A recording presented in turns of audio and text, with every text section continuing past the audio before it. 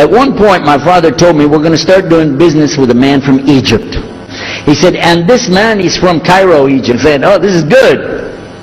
He said, and he's a Muslim. And I just stopped like this. I said, what? A Muslim? No way. No way do I want anything to do with that. I told my dad, no way, I'm not going to do it.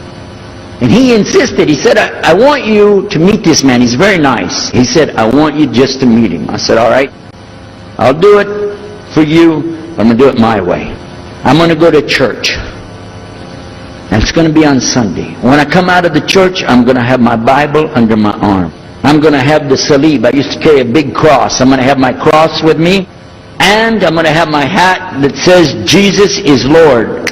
And I'm going to have my wife, born-again Christian, with me. And we are going to get this demon, devil, infidel, Muslim, and we're going to show him Jesus. And this is a true story, by the way. We went to church. Strangely enough, the preacher was preaching out of the Old Testament about salvation coming at the time of David, which really puzzled me, because according to Christianity, it's coming through Jesus. And it really, that opened the door for me, but that comes up later in the story. Now, when I get there to my father's store, I'm looking around, you know. I'm looking for somebody wearing, you know, a long white robe and some kind of black, you know, thing over that with a long beard, and I guess I was looking for me, wasn't I? I said, where is he? I'm ready. My father said, he's over here. I said, where? He said, here. This is a normal guy. He didn't have a beard. He didn't have any hair at all. How do you do? I told him my name. He introduced himself. His name is Muhammad. I said, how do you do?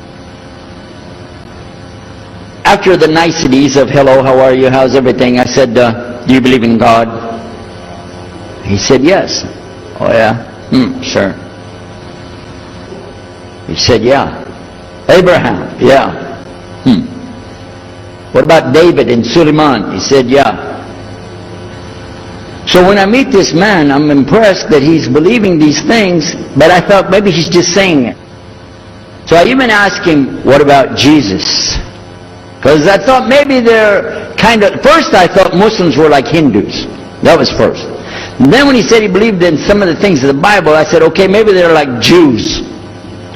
So that's when I said, yes, but what about Jesus?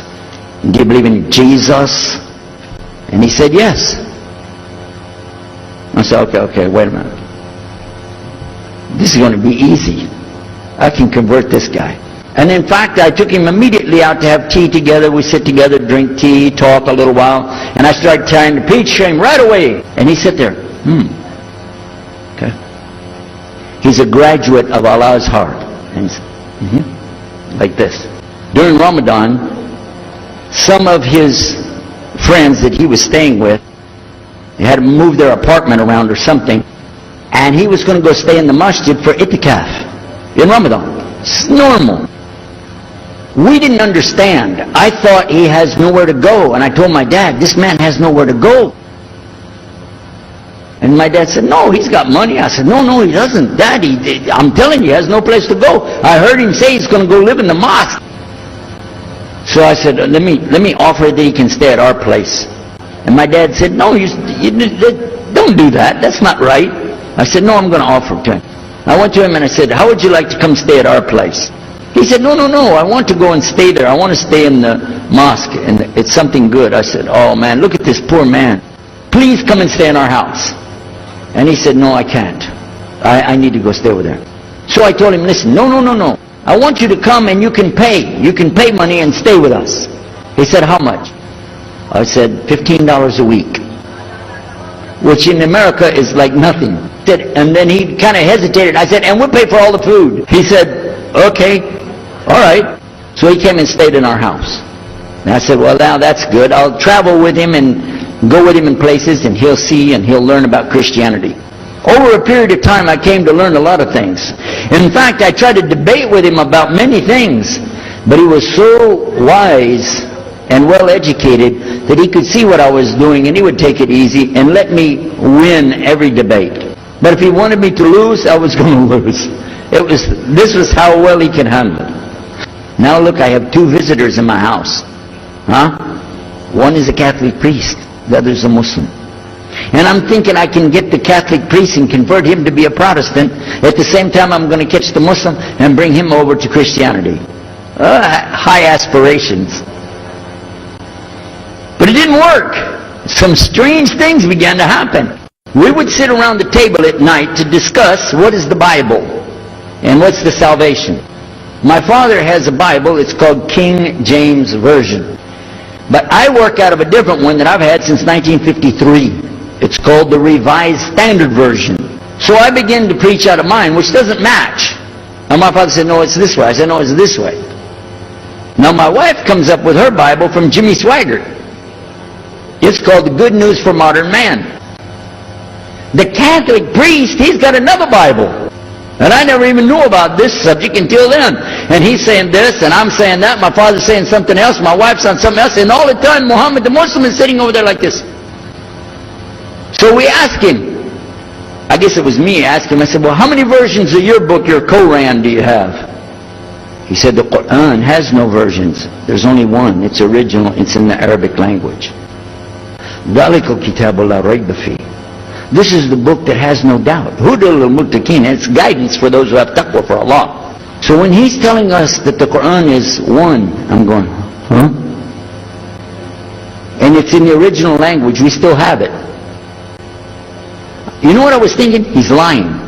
I was sure he was lying because he could see the problem we were having, and he just sat back and made that up.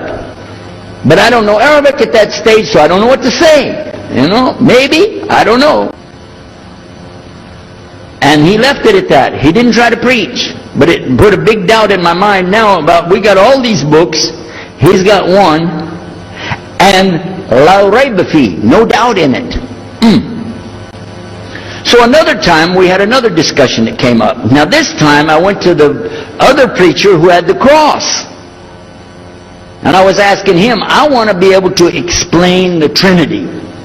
He said, you know the Trinity. I said, yeah, I know. But I want to know the way to explain it so a human being can just understand it. He said, okay.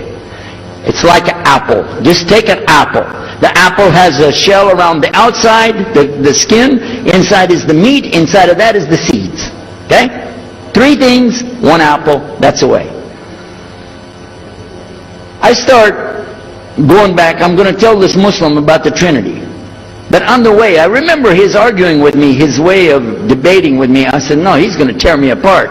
As soon as I say seeds, he's going to say there's more than one. So it could be 7 or 8 or 9 or 10 gods all rolled into one. No. It's got to be special. It doesn't work like that. Let me go back and try again.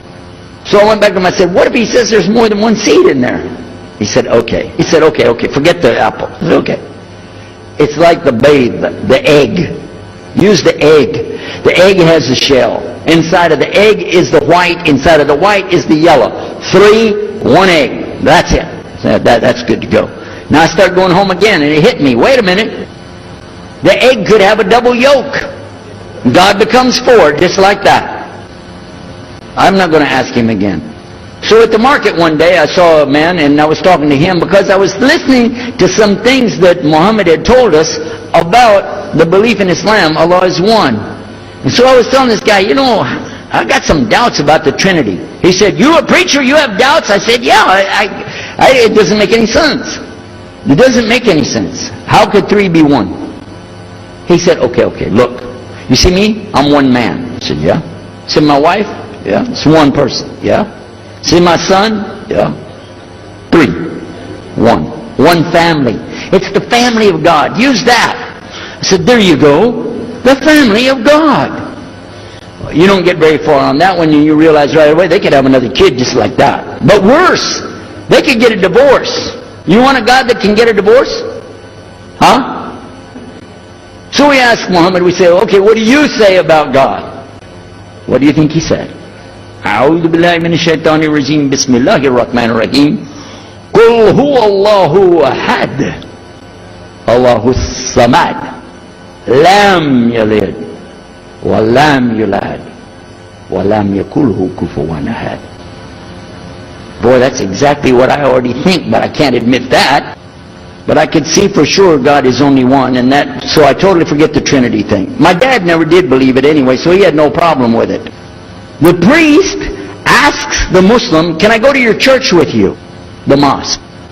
He said, sure, come on. Well, he went, and they came back. So he took the priest aside, come here, come here. What do they do? What do they do in there? Tell us, what did he do? He said, no, they just stand there like this, and they pray, and they leave. I said, what? They pray and leave? He said, yeah. Okay, what kind of music do they have? He said they didn't have any music. No music? How in the world are you going to worship God without music, man? So I asked him, Muhammad, you guys don't have any music? He said, no. So then the priest asked again another time. He wanted to go back to the masjid again. He went, this is middle of July, 1991. He went to the masjid. So they didn't come back. All night we're waiting. What happened? Very late they came back. And when he came in, I looked. There's Muhammad. I recognize him.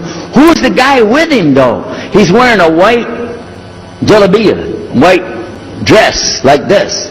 Has a white pillbox cap on his head. And I looked at him and I said, Pete. His name was Father Peter Jacobs, but we're not, Catholic, so I don't have to call him Father. I said, Pete, did you become a Muslim? He said, Ashhadu an la ilaha illallah, Ashhadu Muhammad Rasulullah. I said, oh my God, this is too amazing. Now here I'm preaching to the people and I'm trying to change what I'm saying, and here's a priest just became a Muslim. My father's saying it's a good deal, it sounds all right to him, and I don't know what to do. So I decided I'll talk, make mashura. I talked to my wife. We have an apartment upstairs. We were in our apartment up there, and I'm telling her, a priest became a Muslim today. What is that? And can you imagine what they were saying about the Quran and saying about this and so and so? All of a sudden she said, I want to get a divorce. Whoa. It's not the subject, but what happened? She said, no, all this talking about religion and talking about Islam, and so I can see. I said, oh, no. No problem here. No problem. I said, you thought I was just observing somebody else. No, I'm not interested. Trust me. I don't want to be with those Muslims. Last thing I want to do is be with a Muslim. No way. Just put your mind at ease. She said, I need a divorce. I said, where are we going with this again? What's the problem with that? What happened? She said, a Muslim can't be married to a Christian. I said, what? No, wait a minute, hold on. I don't, look at me. I'm telling you, I swear, I don't want to be a Muslim. Okay? And even if I did, don't you remember what he said? A Muslim man could be married to a Christian woman. It's not a problem. But I'm not saying I want to. I'm just saying it's not a problem. She said, that is the problem. A Muslim woman can't be married to a Christian man. I want to be a Muslim, so I need a divorce. I'll never forget, I was sitting right on the edge of the bed, just sitting there, and I almost fell over. I said, at last, I can tell the truth. I can say it. I didn't realize that she liked the idea. I was afraid. I said, okay, the good news is, I too want to be a Muslim. You know what she said? I don't believe you. I said, no, really. I was just saying that because, but for sure, just so you know, I want to be a Muslim. I've been thinking about it. I want to be a Muslim. We're both going to be Muslim. Alhamdulillah, it's going to be great. Right? You know what she said? I don't believe you because you're either lying right now or you were lying 5 minutes ago when you said you didn't want to be a Muslim. And either way, I don't want to be married to a liar. So get out. So I started leaving. So I went to get to Muhammad and I woke him up. I said, come, you and me, we got to talk. Come with me. And we went outside the house and we walked those country roads until the time for the dawn, the sun to come up at dawn. And all that time I talked to him about What's it like to be a Muslim? How do you have to believe? What do you have to do? Let me hear all of it now. And no more playing a game. I'm not debating, I just want to know. Just tell me. Just tell me what's Islam. I need to know what I need to do. And he told me everything, and I realized this is it.